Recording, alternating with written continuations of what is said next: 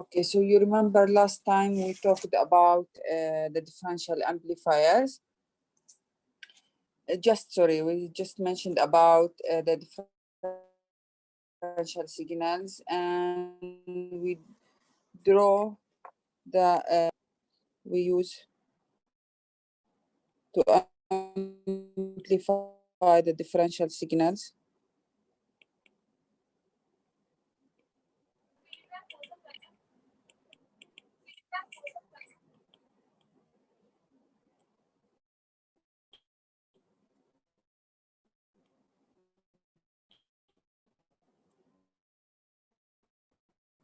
Okay, so this was the amplifier that we just draw it last time.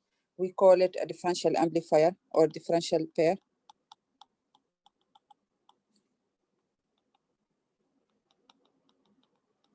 Basically, it has two inputs, VN1 and VN2,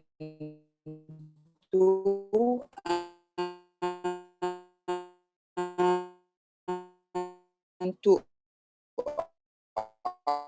outputs. So this amplifier, it takes the differential input on VN1 and VN2 and amplify their difference. So it amplify if VN1 minus VN2 looks like this.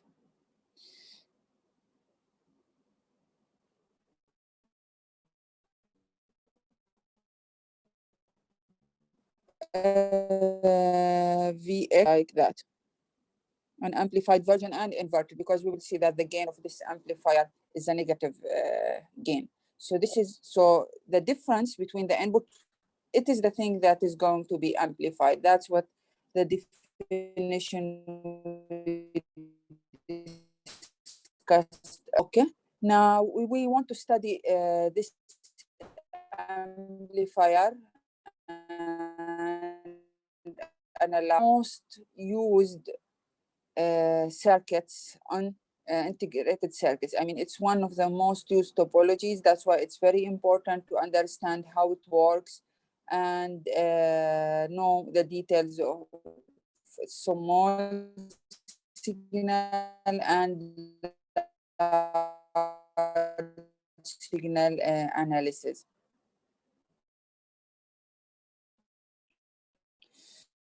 So the first thing is to single voltage that we are calling it V common mode. Now, no VN1 and VN2, they are of the same input voltage. Okay. So here, the V common mode, basically, it's a DC voltage that we are applying at the both inputs. So in this case, VN1, which was here, and VN2 was here, they equal to each other. Okay, so once the inputs, they are equal to each other, what do you any question? What do you expect to see at the output if the input they are the same? We expect that the output, I mean, because the transistors, they are of the same size, they are of the same threshold voltage, their behavior is the same. We expect to see similar output for Vx will also equal to Vy. So both those sides, they will amplify the signal if there is with the same amplitude. Yes, we forgot to mention about that this current is equal ISS. So when V input is through this side and half of the current will be on the other side. So here we will have ISS over 2, and here we will have also ISS over 2. Why? Because let's say the VGS of both transistors, they are of the same value. Therefore, equal current will go into those two branches of the circuit. Each one of them will carry half of the current, and they will meet together at this point and form the ISS current. Okay, so what do we expect to see at both Vx and Vy? We expect that here there is ISS over 2. and also here ISS over 2. So it will be simply VDD minus RD times ISS over 2. And this is, we call it also V common mode of the output signal, V common mode out. Okay, any question till now?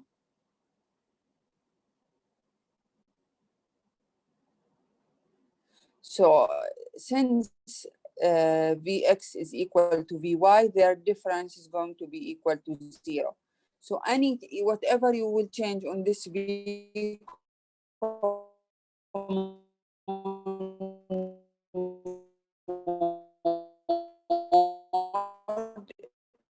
the input one, the output level, Vx equal to, because the current is not going to change. I mean, maximum the current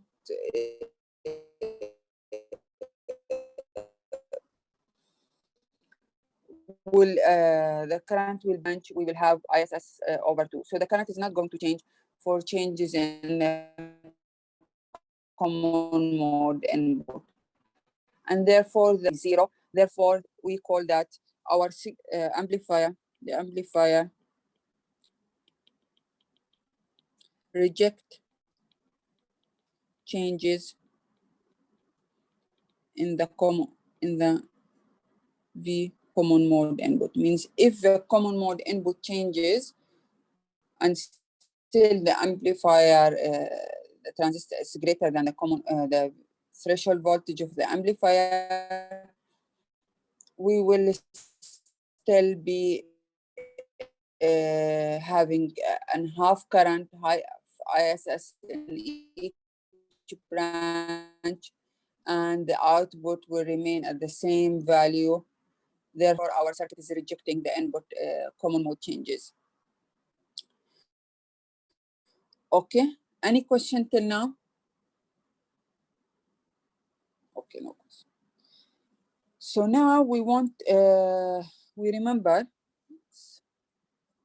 that the current ID equals half mu1 COX W over L VGS minus V threshold to 0, neglecting the channel length modulation.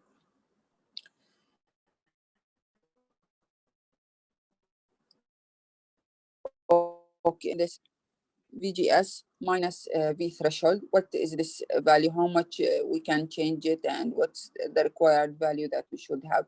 And you remember we call this overdrive voltage. Okay, so since ID will be equal to half ISS, so this equal half mu1 in each branch of the amplifier for each transistor. So this is VGS minus V threshold square.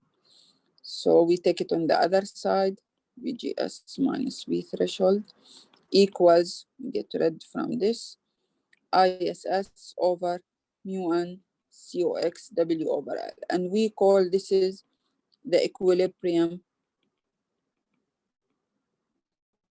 overdrive voltage.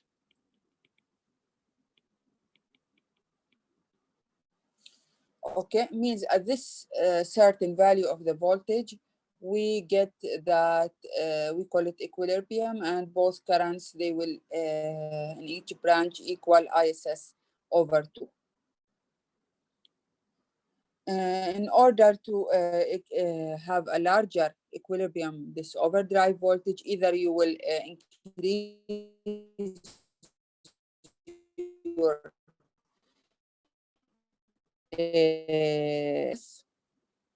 either will increase ISS or we will decrease the size of our transistors. Okay, now we also want to make sure that the transistors should be operating in the saturation region.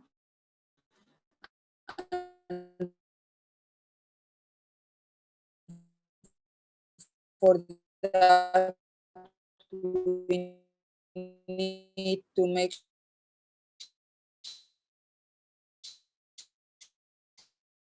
sure that, as you remember from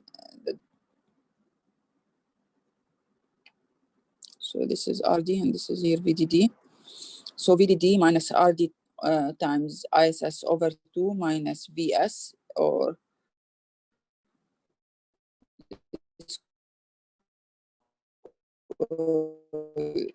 P. This thing is the VDS of the transistor should be greater than the input, which is VGS. Oh, this is common mode, the one that we were applying. VCM minus VP minus V threshold. So we want to make sure this condition in order to remain in the saturation region or saturation operating state of the transistor. Okay, so now we can cancel this VP with the VP because they are equal to each other, and therefore we remain with the condition that VDD minus RD times ISS over 2 should be greater than V common mode minus V threshold value. Okay, now let's take an example on this.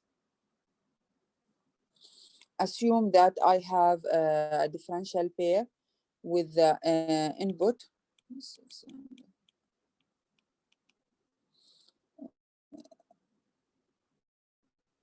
CM level, input common mode level of 1.6 volt. Assume we have ISS equal half milliamp, and the threshold voltage is 0.5 volt. VDD equals to 1.8 volt. So the question is asking what is the maximum allowable load resistor? So what is the RD max that we can have? So how you are going to check for this? You need to make sure that the transistor remains operating in the saturation region. And that's the condition that we just did that. So we solve it. So we have VDD minus V common mode, the relation initially VDD minus RD ISS over 2 should be greater than V common mode of the input minus V threshold. So I just rearrange the things to make RD on one side. So we will move the V on common mode to the left side, and plus V threshold should be less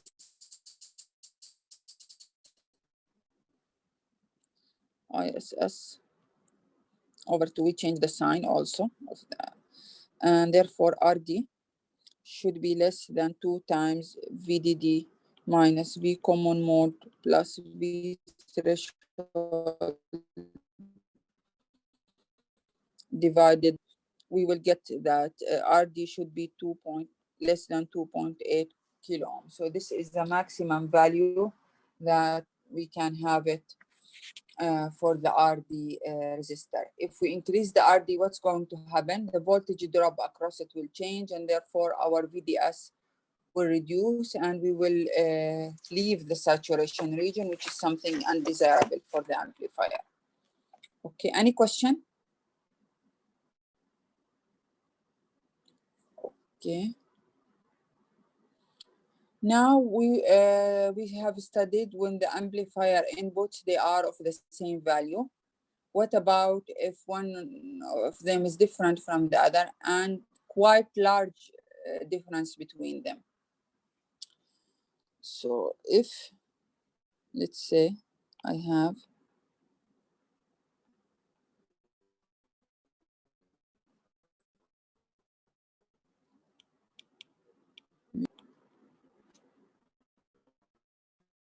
VN2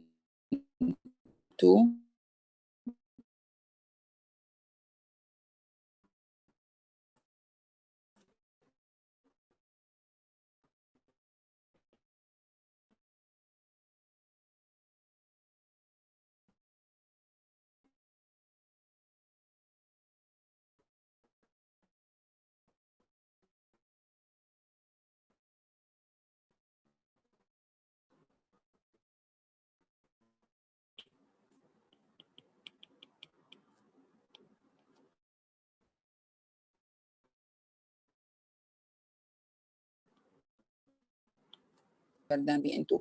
The VN condition means like we're just around the VGS is around the threshold voltage of the transistor, while VN1 is much greater. Therefore, what's going to happen? Most of the current, I mean, we call it steering the current. So all the current will be going through ISS will go into this ID1, while ID2 will be almost equal to the conduction. So VGS2, sorry, it's equal to V threshold of the transistor. So, and you remember that ID equals half mu n COX W over L VGS minus V threshold. So when VGS equals to V threshold, this difference is going to be 0. And therefore ID2 will be 0 and all of the current will be going through ID1. Is that clear? So we steer the current in the M1 transistor, while M2 will have a 0 current. Now we can represent this through a graph. If we draw, so here on our x-axis, we have VN1 to, okay, I'm repeating this. We want to draw how the current ID1, yeah, I'm going to say that. We want to draw the current ID1 and ID2, how they are behaving. But VN1 and VN2, they are quite different from each other. They are not equal. Everyone is connected to a different input. So what's going to happen? If VN2 is small, such that VGS2 equals to V threshold. Now, you know, from this is in the saturation relation, when the VGS of the transistor equals to V threshold according to this equation, so what's going to happen? VGS is equal to V threshold. Their difference is going to be equal to 0, isn't it? And therefore, if this is 0, all the current will be 0. Is that clear? So now, if this current here, ID2, is equal to 0 because of this reason, therefore, where this ISS has to go, it will all go into the other branch. They are meeting together down and forming ISS. One of them is 0. Therefore, all the current will be going through the other direction because there is no other way out. If M2 is not accepting any current because its VGS is just equal to its V threshold of it. Therefore, the current according to the saturation equation is going to be equal to 0. Therefore, the only way out is that all the current will be steered into M1 direction. Is this clear, Ubaid?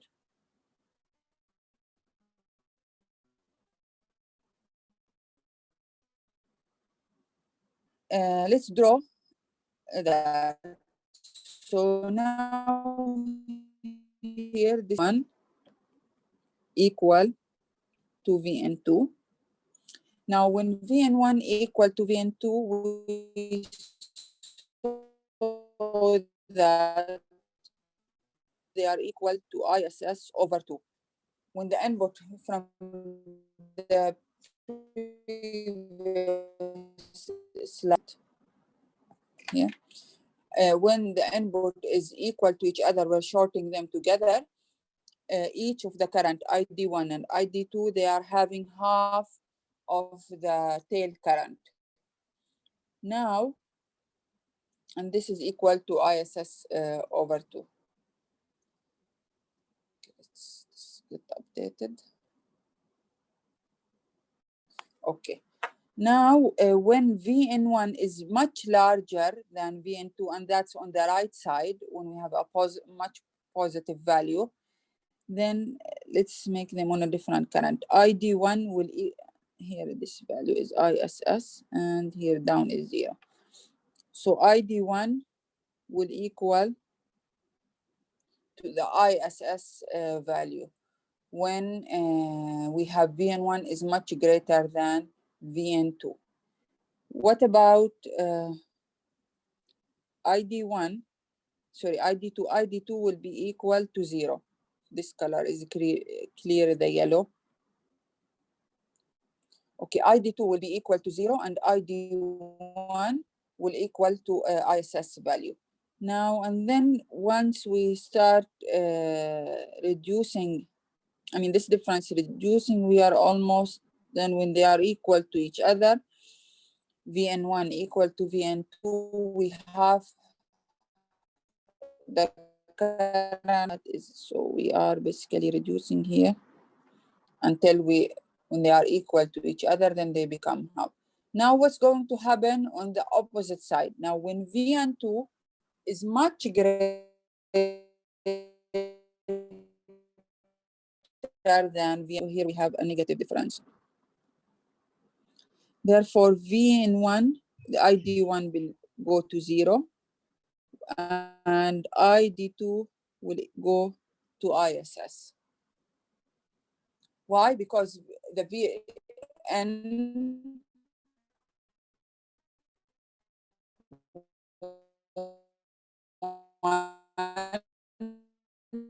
will be the current will be going into that branch, while the VN2 is large, and therefore all the current will be, we have this representation here. Any question on this?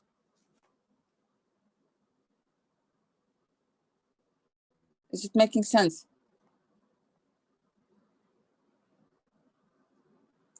Okay, now let's see how our voltages, this is X and this is Y, how they are going to change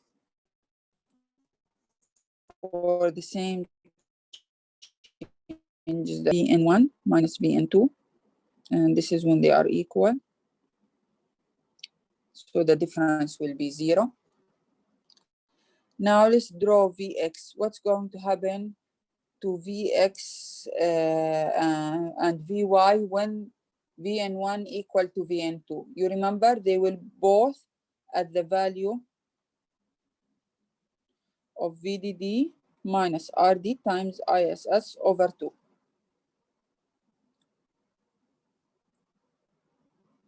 Now when ID, when Vn1 is much greater than Vn2, therefore the ID will equal to ISS and the difference will be very much small. So the difference will be, let's draw it in red.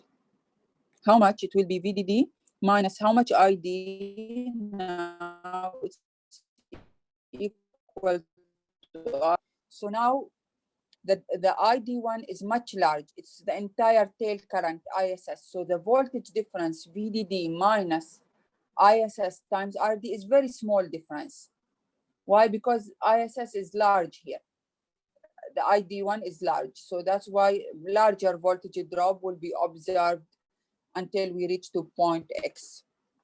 And this is going to increase when the difference between VN1 and VN2 decrease. When they are equal to each other, we reach to the point that the Vx, so this is Vx, equals to VDD minus half of the tail current multiplied with the RD.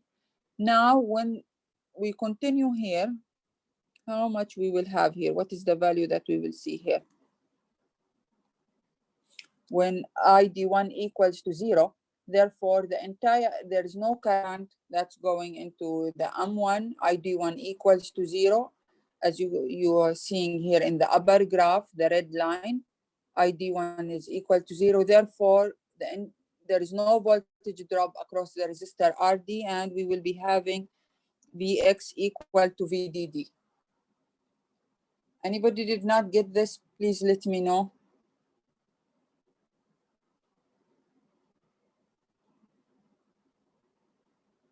Again, I'm just repeating it here. the drawing of the down graph depends on your understanding on the first one. Is much greater than VN2, and that's on the right side of the graph. You will see that your ID1 is equal to ISS, okay, and entire ISS. So our V out Vx will equal to VDD minus ISS times RD. Now on the left side, when two drop across the resistor, and the Vx will equal to the supply voltage because no voltage drop across that RD. Now vice versa will happen when we have not zero. This is equal to VDD minus ISS times RD, and this is VY basically, and this is equal to VDD here. So this is the complete opposite scenario happens here. So let me fix it. It's not, oops.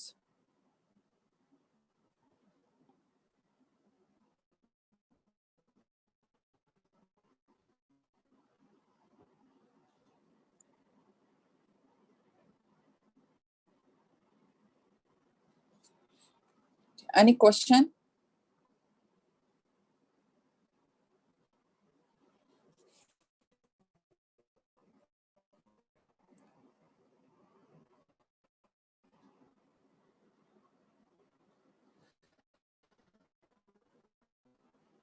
So that is the thing. Change only within this, let's call it small window here.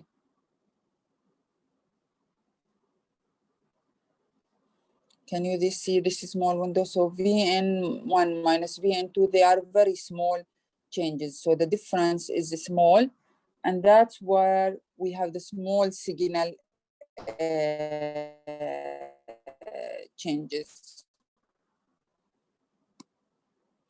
In this case, if the VN1 minus VN2 is quite small,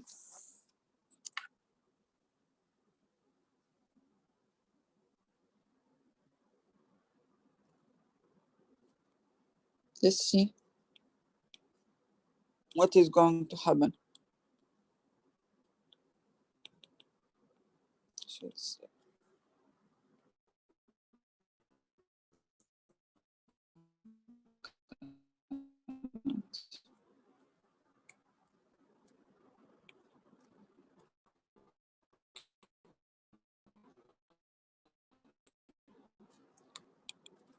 okay, this is VDD, and I have here VN1.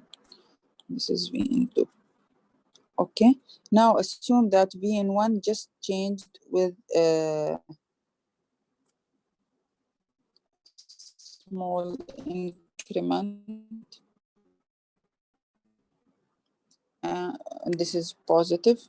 Delta V means it was a common mode and increased on top of the common mode, so it become VCM plus delta V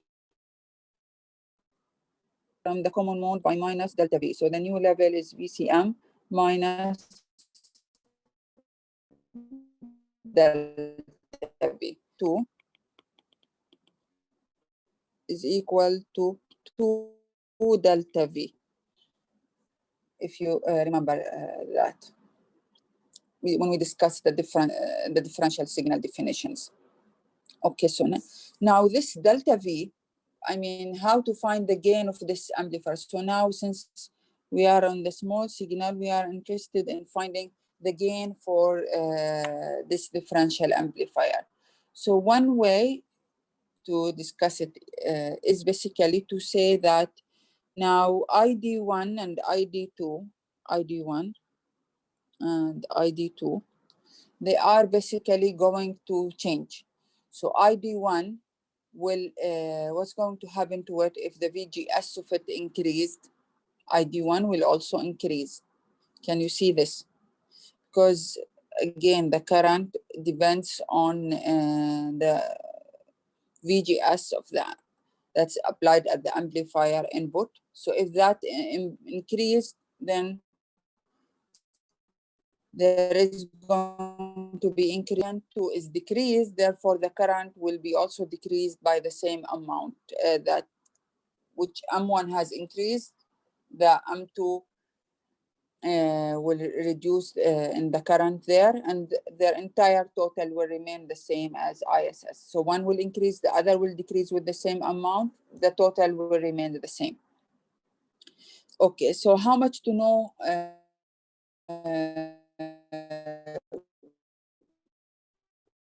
what's going, and that's equal to the amount of decrease in ID2.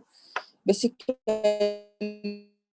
we can know it's how the amplifier output current is related to its input voltage. So delta ID1 will equal V, and delta ID2 is equal minus GM delta V, because that is a negative change in the voltage. So now Y it's equal, you know that it is basically, again, VDD, the original current. If I want to show you step by step, VDD minus ISS over 2 times RD. This was the original value when the currents were equal to each other. Now there is an increase in the in that current, minus GM delta V times RD, because the current has been increased there, minus VDD minus ISS over 2 RD plus GM delta V times RD, because here it was a negative sign. So now delta Vx minus delta Vy delta V times RD.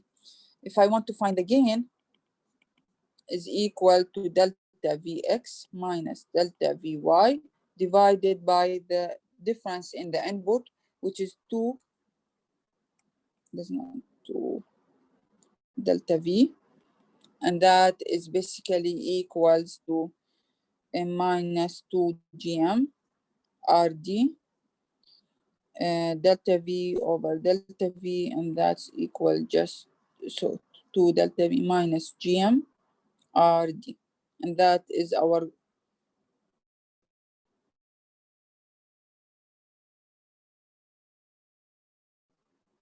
important thing that we are finding here pair. Now this is very important thing that we want to stop and discuss it here. You can see that we got the gain of minus GMRD. What does this remind you of? The gain of which stage? So whose circuit had a gain or that's equal to minus GM? Yes, it's a gain of a common source amplifier. Excellent. So now we got like something weird a little bit, that the gain of a common source is also equal to the gain of a differential pair, isn't it? I was maybe expecting to have something different, but they turned out to be the same. Now, if we look at the half of the circuit of the differential amplifier, they are symmetric across this green line. And basically, if I assume that any point, that this point is grounded, then and look at one half, only cover the other half, look at one half of the circuit and try to find the gain, you look at it and you find that it's just a common source, isn't it? So that is something basically what brings us to the conclusion that in order to find the gain of the differential amplifier, we can look at one half of the circuit, assuming that each point, or the point at this moment here, the point P is grounded, and then we just find the gain for the half of the circuit. Then we came up to find it will be equivalent to the gain of the difference equal to the gain of the common source here, which is the half of the circuit. Now, why my assumption about point P to be a ground? Now, point P is a virtual ground. And why is that? Now, one way is to prove this mathematically, which is in the book. You can look at it, but I just want to tell you, believe me, that it will be considered as a virtual ground. Why? Now, if you remember,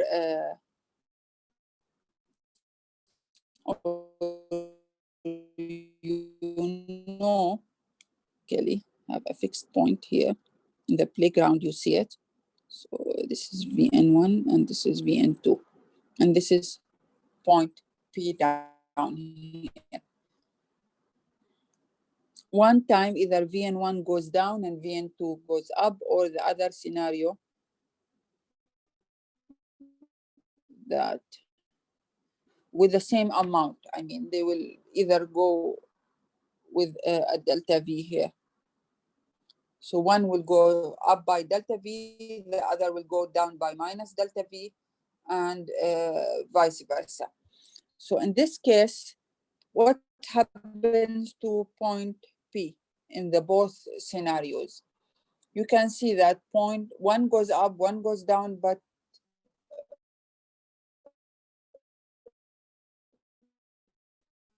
point not change its value. You can understand it on this way. Since it does not change its value, I mean, it remains as an AC ground if it does not. So point P can be considered as a virtual or as an AC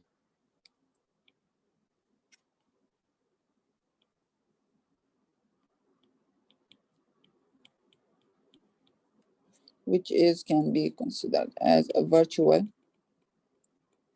ground in the small signal model.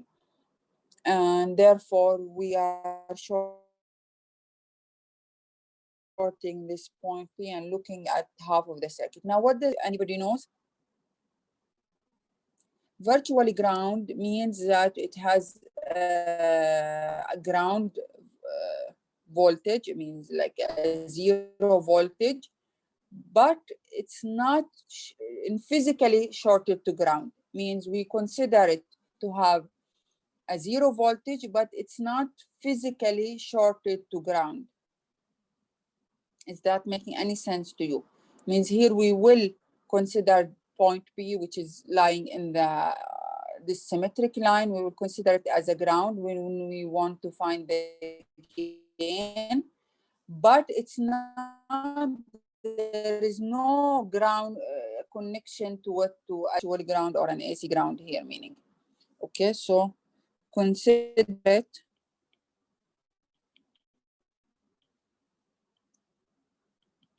as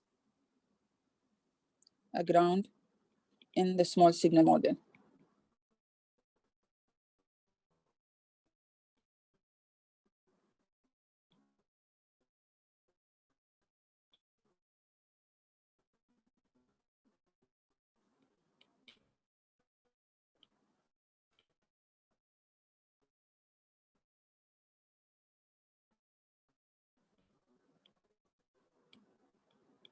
You will in the client, we will be just considering it as a virtual ground in the small signal model, and there is no need to prove that. If you are interested, you can look at it in the book. Any question?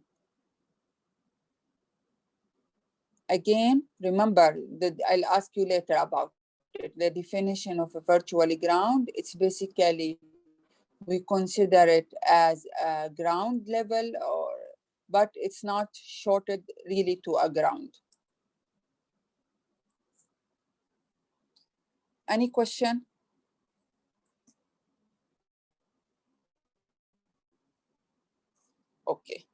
Now let's take an example.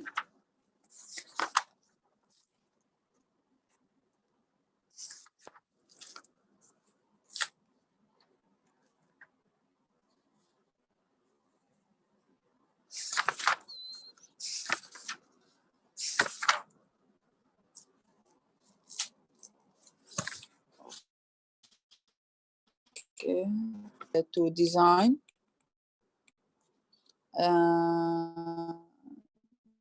differential pair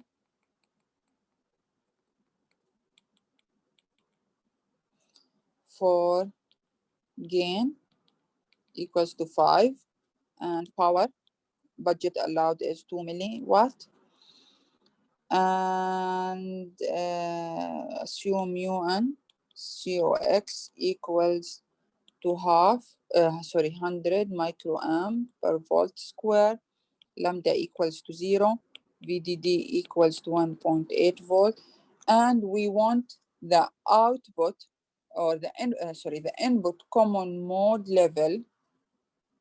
This is a sentence that you need to focus on.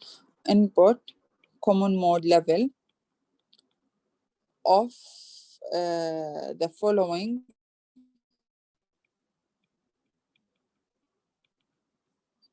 stage requires a voltage level of at least 1.6 volt. What does this mean? Now it says that there is a stage. Stage means another circuit that is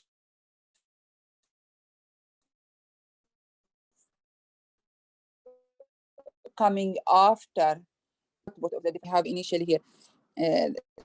Let's draw the differential pair input and then the two outputs coming. Inside this triangle is the differential pair. The output is connected to another stage here, another circuit.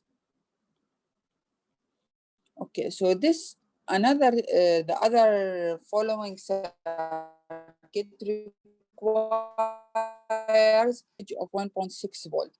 So this means that the output common mode level of the differential pair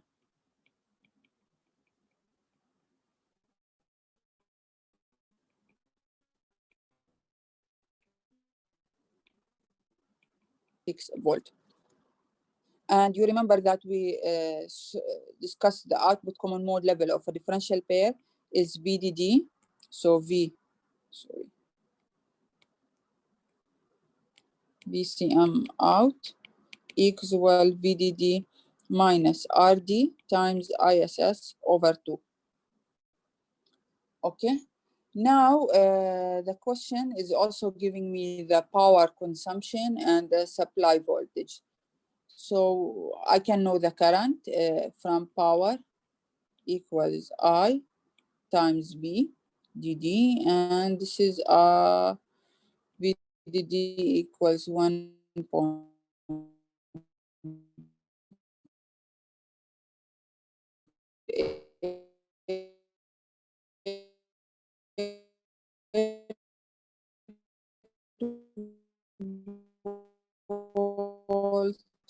and power is 2 milliwatts. So I equals, who is this I? Is it I1, ID1 or SS? Why? Irrespective of what is ID1, both sides will meet, making the power in the burning power in the circuit will both meet together and form the value of ISS. So the entire current in the circuit is ISS. That's creating this power consumption. Okay, so we can find now, do I have the value of RD? No, we don't have RD, but we can find RD. Okay, so we assume that the common mode output level is 1.6 volt, and this is 1.8 volt minus RD times ISS over 2,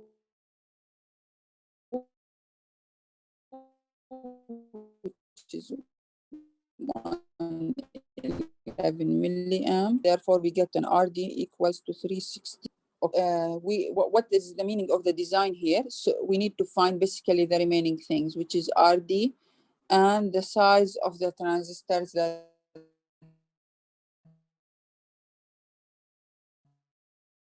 they are creating the differential pair. So those are the two things that we select GM, and gain equals to minus GM times RD. So we know RD, we know the gain, we can find GM, and the root of 2 mu1 COX W over L times ISS over 2. Okay, and therefore W over L will comes out to be 1738. So we can see it's a quite large transistor. Any question?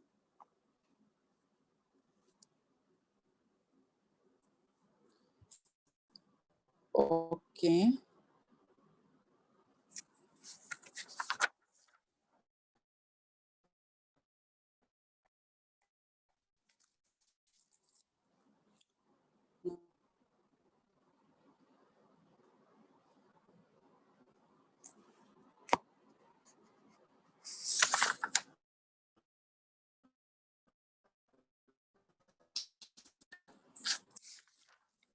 Still just find the gain. Assume the circuit looks like this.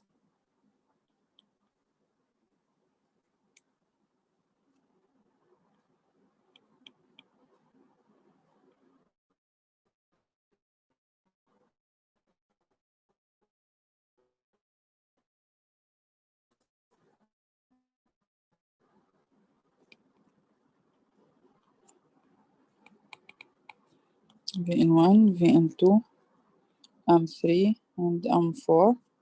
And the output is taken as the difference between those 2 points, Vx and Vy.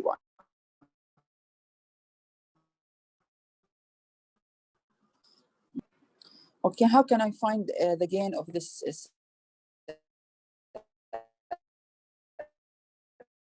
The trick again is to divide the setting.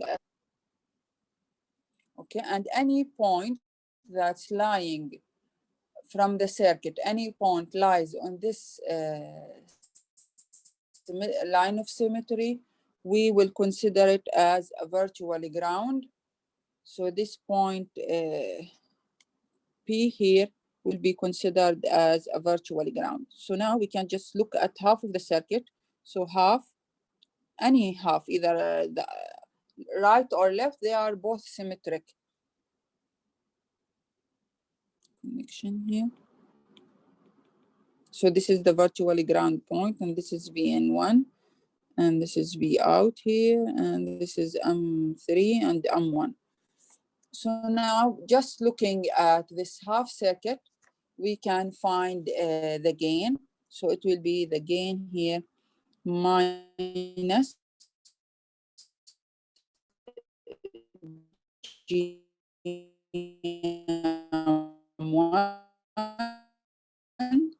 times from up here in parallel with the R out 3. So this is the gain that we are getting here. Any question on this? So now our previous knowledge about the gain of the differential pair.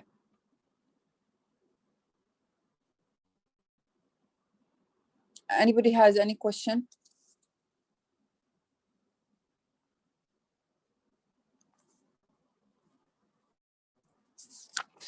Okay, let's take one more example. Again, we need to find the gain.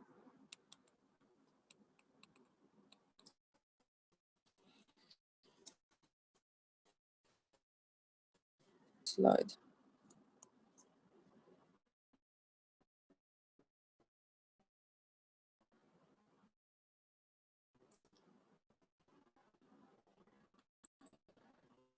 Any question? Do you have a question on it? I'll be sharing this. I'll be sharing these notes as well, the slides with you. I'll upload them. Just find the gain. Let me draw the circuit for you.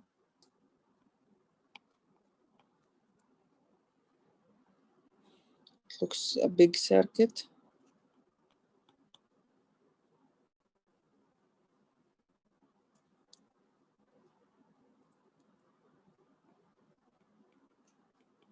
Minus S1. And from here,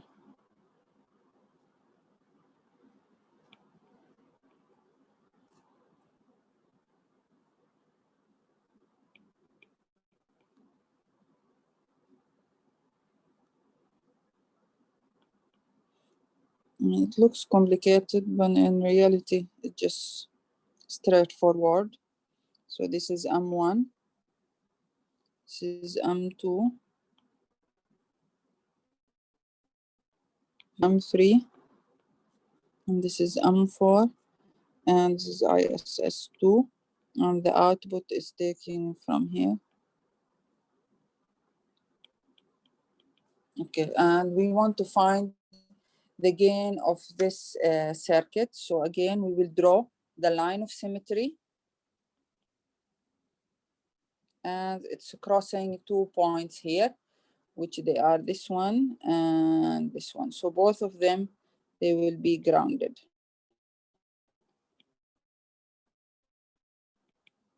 And, okay, so it will be like this with M4, M3 here. I mean, which both of them should be same. This is another ground, so this is VN, M1, M3, and here V out. And this is also the VDD. So what is the gain here? Again, it looks like a common source with the gain minus GM1 times R out 1. Now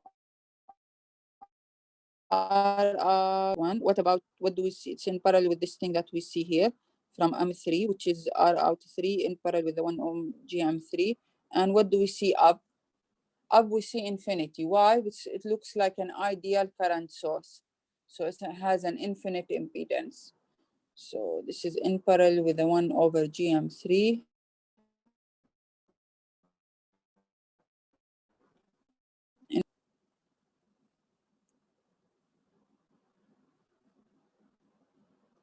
Okay, now I think we can stop here and we can start our quiz. Just let me save all what I did. Okay.